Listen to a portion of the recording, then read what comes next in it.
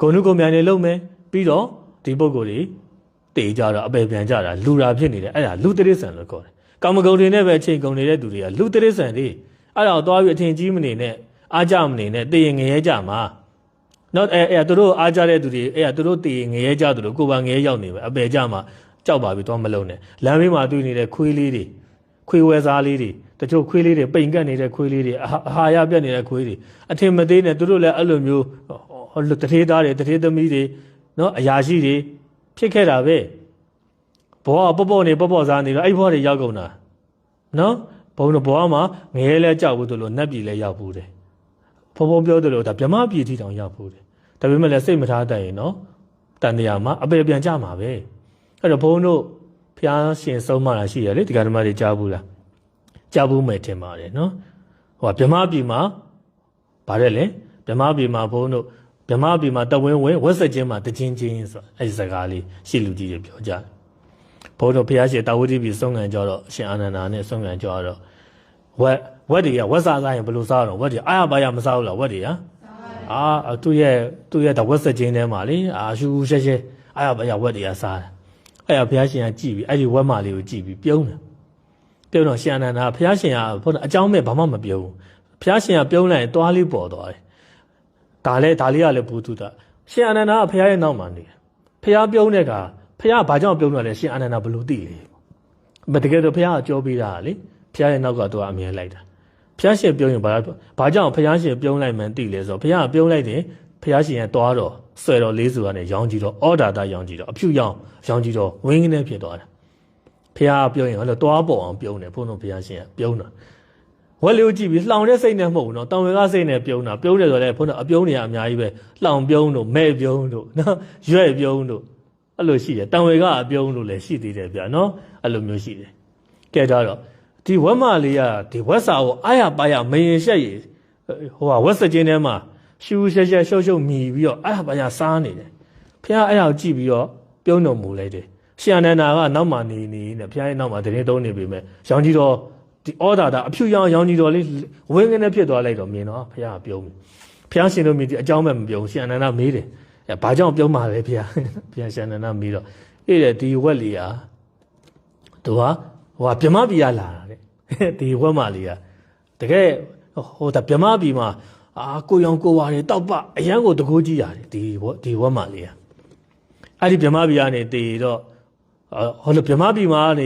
စုတည်တဲ့သူတွေကတော့ဓာတ်ရိုက်ဟိုလိုအပယ်လေးပါးအောင်မကြောက်ဘူးနတ်ပြည်ကတည်တဲ့သူတွေကတော့သူတို့မှာအာကုသိုလ်လုပ်တိုင်းအပယ်လေးပါးကိုဓာတ်ရိုက်ကြစေတယ်ဘာလို့ဗြဟ္မပြည်ရောက်တယ်ဆိုတာကဒါနသီလနဲ့မရောက်ဘူးဒါနသီလအဲ့နှစ်မျိုးတည်းနဲ့မရောက်ဘာဝနာဘုံဘုံစောစောပြောသလိုဇံရအောင်အထုတော်မှာဒါဗြဟ္မပြည်ရောက်တာအဲ့ဒီတော့ဗြဟ္မပြည်ရောက်ထားတဲ့သူတွေဒီအကယ်၍သူတို့ကံကုန်လို့စုတည်ခဲ့တယ်ဆိုရင်တော့မှသူတို့ဒါအပယ်လေးပါးကိုဓာတ်ရိုက်တော့မကြောက်လူပြည်နတ်ပြည်ခံပြီးမှအပယ်ကြရင်ကြမယ်ပေါ့ဥပမာဒါဒီဝက်မလေးကဘွားတကုတ်မှာဒါဗြဟ္မပြည်ရောက်ခဲ့တယ်ဗြဟ္မပြည်မှာသူကကိုအောင်ကိုဝါတွေတောက်ပပြီးအမတန်တကူကြီးရဲ့ဒါဗြဟ္မဖြစ်တာအခုတော့ဝက်စချင်းထဲမှာဝက်စာတွေကိုမက်မောအာရပါရစားနေတယ်တောင်ဝေကရတကယ်ဖို့ဗြဟ္မပြည်မှာတော့တကယ်ပီတိပဲစားပြီးတော့အရန်အစစ်မြင့်နေတကယ်နတ်တွေထက်တောင်အစစ်မြင့်တာလေဘုန်းတော်ဗြဟ္မာတွေဆိုတာနတ်တွေကနတ်ဩဇာစားရတယ်အခုလူပြည်မှာရောက်နေတဲ့နတ်ဩဇာပြောတာမဟုတ်အဲ့ဒါသူကနာမည်လျှောက်ပေးထားတာနော်အဲ့နတ်ဩဇာဆိုတာအရန်ကိုအစစ်မြင့်တဲ့အစားအတော့ပေါ့နတ်တွေတွေစားတော့တဲ့နတ်ဩဇာဘုန်းတို့နတ်တွေကနတ်ဩဇာစားရတယ်ဒီဗြဟ္မာတွေကဘာမှမစားပဲတဲ့သူကပီတိနဲ့ပဲနေတယ်မေတ္တာကရုဏာမုဒိတာဥပေက္ခဒါဗြဟ္မစိုးတရားခေါ်တယ်ဒါအဲ့ဒီဗြဟ္မာတွေကဒီ၄ပါးပဲနှလုံးသွင်းနေတာဘာမှမစားမတော့ပဲနေတာနတ်ဩဇာလည်းမစားစရာမလိုပြီးတော့ဗြဟ္မာတွေကနတ်တွေကနတ်တာနတ်သမီးရှိရဟောဒီဒါဗြဟ္မာတွေကဗြဟ္မာမဗြဟ္မာအထီးမရှိဘူးယောက်ျားပုံစံတွေကြီးပဲဒါပေမဲ့သူတို့မှလိင်္ဂါတွေမပါဘူးကာမဂုဏ်တွေမခံစားကြဘူးနော်သူတို့ကမေတ္တာကရုဏာမုဒိတာဥပေက္ခနဲ့နေတယ်ပီတိနဲ့ပဲနေတယ်ကာမဂုဏ်လည်းမခံစားဘူးဘာမှစားစရာလည်းမလိုဘူးစားစရာမလိုဘဲနဲ့သူတို့ကအသက်ဒါနတ်တွေထက်တောင်အသက်ပိုရှိတယ်သူတို့ကစိတ်တွေချမ်းသာပြီးငြိမ်းချမ်းမှုတွေနဲ့ပဲနေနေတာအဲ့ဒါဗြဟ္မာချမ်းသာနတ်ထက်အဆင့်မြင့်တော့အဲ့ဒီဒါဗြဟ္မာပြည်မှာတော့တကိုးတွေအရန်ကြီးအဆင့်မြင့်တဲ့ဗြဟ္မာကြီးဖြစ်ကိုရံကိုဝါတွေတောက်ပတဲ့ဗြဟ္မာဖြစ်ပေမဲ့လည်းတရားတာမသိထားရင်တော့ကုသိုလ်အကျိုးပေးခွင့်ရတော့ဗြဟ္မာပြည်ရောက်အကုသိုလ်ပြန်အကျိုးပေးတော့ဝက်ပြန်ဖြစ်ရတာ အခုဒီကနေ့မတို့ဝတ်ဒီမြင်တဲ့အခါအထင်မသေးနဲ့သူတို့လည်းလက်ပြပြမပြရလာတဲ့သူတွေခွေးလေးတွေမြင်တာလည်းအထင်မသေးနဲ့နော်ကိုလည်းအဲ့ဒီခွေးဘွားဝက်ဘွားရောက်ခဲ့ဘူးလေဒါကိုချင်းစာကြည့်တိုင်ငန်းစာယူတောင်ဝင်ကယူနော်ခွေးတွေဝက်တွေအတင်းနှိမ်မနေနဲ့ကိုလည်းအဲ့ဘွားရောက်ခဲ့ဘူးလေသူတို့လည်းလေးစားမှုပေးသူတို့လည်းမေတ္တာပေးတောင်ဝင်ကယူနော်စသည်ဖြင့်ပေါ့သူတို့တောင်ဝင်ကယူတယ်လူပြီဘာလာလောက်တာလဲဖုံးပြောပြီးကုသိုလ်ကောင်းမှုတွေပြုပြီးအပယ်ပိတ်အောင်ကြိုးစားမယ်ဘတော့မှအပယ်လေးပါးမကြောက်အောင်ကြိုးစားမယ်ဆိုရင်စိတ်နဲ့လူပြီလာတယ်ဆိုတာကိုကိုသိဖို့လိုတယ်အဲ့ဒါကိုမေးရမယ်ငါဘာကြောင့်လူလာဖြစ်တာလဲလူပြီငါဘာလာလောက်တာလဲလူပြီလာပြီးတော့အိမ်ယာတီတော်လူတို့ပေါင်းတာသမီတွေလာမွေးယောက်ျားဖြစ်တော့မိန်းမယူမိန်းမဖြစ်တော့ယောက်ျားယူဒီကလေးတွေမွေးအမေးတွေရစောင်းတွေစီးပွားရေးတွေလုပ်ပြီးတော့ဘာဖြစ်မလဲတေးအဲ့ဒါလောကရဲ့နိယာမရေဘုံအဖြစ်ပါနော်တချို့လည်းလူပြိုကြီးပြိုကြီးပွားနေသေးတယ်တချို့လည်းဒါအိမ်တော်ပြုတ်တယ်ဒီမှာကျောင်းတွေတက်တယ်စသည်ဖြင့်လောကရဲ့နိယာမရာဒီတိုင်းပဲသွားနေတာကိုယ့်ဘဝဒီတိုင်းပဲသွားဒီတိုင်းပဲဖြစ်ချင်သလားကိုမေးပေါ့ဘုံဘငယ်လေးတွေကအဲ့အသွေးသွေးတယ်ငါလူပြည်လာတာဘာအသိပဲလေလူပြည်ဖြစ်လာခြင်းရဲ့လူဖြစ်လာခြင်းရဲ့ရည်ရွယ်ချက်လူဖြစ်လာခြင်းရဲ့အဓိကဘာလဲလူပြည်ရဲ့အနှစ်သာရတကယ်အဓိပ္ပာယ်ရှိပြီးအနှစ်သာရပြည့်ဝတဲ့တကယ်အကျိုးရှိတဲ့အလုပ်ကဘာလဲငယ်လေးတွေကကိုယ်ရှာတယ်စီးပွားရေးလား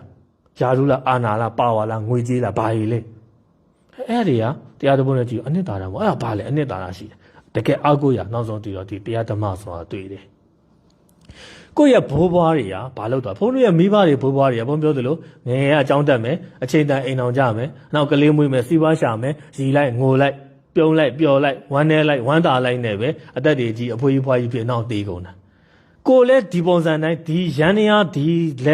လက်ပတ်နေတဲ့အဲ့ဒီရဟတ်ကြီးတန်တရားရဟတ်ပြောသလိုပဲအဲ့ဒီတန်တရားဆက်ရဟတ်ကြီးတိုင်းကိုလည်းဒီတိုင်းပဲသွားမှာအဲ့ဒါဟိုလိုသူတို့အတိုင်းသူတို့ရှောက်ခဲ့တဲ့လမ်းစဉ်တိုင်းရှောက်ရင်ကိုလည်းသူတို့လိုဖြစ်မှာငါဘဝငါအဲ့လိုအဖြစ်ခံမလားဘောကိုမေးတယ်အဲ့ဒါတောင်းတယ်ဒီမှာတို့လည်းမေးကြည့်ကိုဒီလိုပဲဖြစ်ခံမလားဒီတိုင်းပဲသွားနေမလားဟာအဖေမေဖိုးဖွားလဲရှာလဲဖွေလိုက်ရီလိုက်မောလိုက်ငိုလိုက်ဝမ်းနေလိုက်ဝမ်းတာလိုက်အစင်ပြေလိုက်မပြေလိုက်ဒီလိုနဲ့ပဲအသက်တွေကြီးပြီးတေကုန်ကြပြီကိုတော့ဒီတိုင်းသွားမလားဟဲ့ခုနာလေးကမြေကွက်လေးအဲ့ဟာဒါဒီမြေကွက်လေးငါပိုင်တယ်ဟောလို့နော်ဟိုဟာလေးငါပိုင်တယ်ဟောလို့ဒီမြေကွက်လေးငါဝယ်ထားတာလीဒါမှငါမိဘရှိကအမွေရတာလीဒီမြေကငါမြေလीတင်လားအမှန်မြေကြီးကကိုယ့်ကိုပိုင်တာမေ့နေကိုတည်ရင်ဘယ်ရောက်သွားမှာအဲ့ဒါမြေကြီးကရီမှာသူကရီတက်တဲ့စိတ်ဓာတ်ရှိတော့မြေကြီးကရီမှာပိုင်တယ်ပြောပြီးရင်လေမြေကြီးအောင်လည်းရောက်သွားမှာကိုလည်းမျောစာဖြစ်သွားမှာမြေကြီးကိုကိုကပိုင်တာမဟုတ်မြေကြီးကကိုယ်ပိုင်တာအဲ့လိုဒီလိုပဲပြောသွားကြတာပဲရှိလူကြီးတွေလည်းငါမြေပြောပြီးတေကုန်ကြတာလीနော်တေတော့မြေကြီးတွေပဲရောက်ကုန်တာမျောစာဖြစ်ကုန်တာနော်အဲ့လိုမျိုးပဲလောကမှာလူပြည်ကိုဘာလာလောက်တာလဲလူပြည်ရဲ့အနှစ်သာရဘာလဲစီးပွားရေးကအနှစ်သာရလားလူမှုရေးကအနှစ်သာရလားဘာမှနာမည်ကြီးမှုတွေအောင်မြင်မှုတွေပေါ်ပူလာပြုမှုတွေဆယ်လီတွေကအဲ့ဒါအနှစ်သာရလားမဆိုင်ဘူးလေလူပြည်ရဲ့အနှစ်သာရသည်လူပြည်ရောက်တော့လူပြည်ဒီကုသိုလ်ကောင်းမှုလုပ်မယ်ဆိုရင်စိတ်ကြိုက်လှုပ်ခွင့်ရှိတဲ့လုံနိုင်ဖို့အခြေအနေပေးတဲ့နေရာပဲ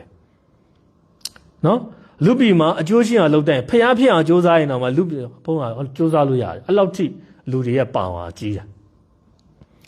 ဖျားဖြစ်ခြင်းနဲ့ဆိုရင်လည်းဖျားဖြစ်စေတဲ့နီးလန်းတွေတိုင်းတာကြည့်ဖျားဖြစ်သွားလိမ့်မယ်တကယ်တော့ဗြဟ္မပြည်ရောက်ခြင်းသလားနတ်ပြည်ရောက်ခြင်းသလားယဟန္တာဖြစ်ခြင်းသလားပစ္စေကဗုဒ္ဓဖြစ်ခြင်းသလားဘာဖြစ်ခြင်းသလဲအကုန်ဖြစ်လို့ရတယ်နော်အကုန်ဖြစ်လို့ရတယ်အဲ့လိုမျိုးအဲ့ဒါဆိုတော့လူပြည်ကလမ်းစုံလမ်းမှာရောက်နေတာပဲဘဝကမြင့်တဲ့မြင့်အောင်စ조사ခြင်းလဲရလဲလူပြည်ရောက်ပြီးမှအပယ်ဆင်းနေတယ်ဆိုလဲဆင်းပေါ့ငရဲပြည်သွားခြင်းလဲသွားကြပေါ့အဲ့လူ